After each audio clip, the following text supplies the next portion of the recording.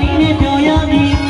ကျွန်တော်ဆိုတဲ့ချစ်တဲ့လေးတွေတန်စီမျိုးမျိုးလေးတွေကြားရသူပေါင်းစိတ်ရောကိုမှချမ်းသာရမည်ကျေးဇူးစဖို့လာပြီကျေးဇူးစဖို့လာပြီညီအောင်အရောက်လာပြီ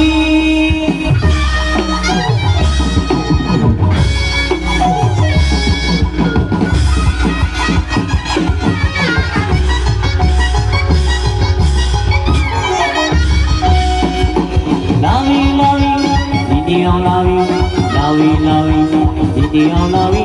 ဆိုင်သမားလေးဒီအောင်လာပြီကျိုးတော်ဒီကိုဒီအောင်လာပြီ